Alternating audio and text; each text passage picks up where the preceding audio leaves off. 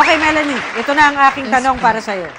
Nag-OFW ka eh, Yes. and you were successful in your career there. Yes po. But what made you decide to stay in JGC?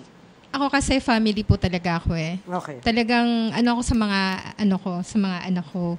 So, nung nag-OFW ako, syempre malayo ako sa kanila. Aha. And then I find this company po, JJC po, Aha. na same lang po yung kinikita ko. Mhm. So bakit pa ako lalayo? Aha. Kung dito naman nakikita ko na yung anak ko, sa malayo hindi ko naman sila na nakikita. Aha. At dito ko nakita yung opportunity ko talaga na nagkaroon ako ng sasakyan. At saka napoprovide ko lahat ng kailangan nila. So hindi ko na kailangan lumayo.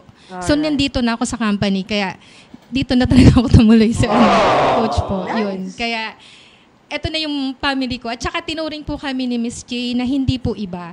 As a family po talaga kami sa namin, sa company namin. Aha. Kung may problema kami, nasa kanya kami. Ganun po yun. Kaya, syempre, kung sa ibang bansa, malayo po ako eh. Sarili ko lang yung inaasikaso ko doon. Walang iba.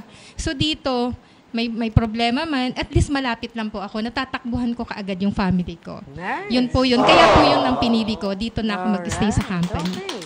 Nice. So, of course, si Melanie as an OFW, medyo hefty yung nakukuha niyang salary as OFW. Pero hindi nagpapakabog ang JGC. Kung malaki ang swelduhan sa abroad, malaki rin sa JGC. Kaya tara na, alat na sa JGC.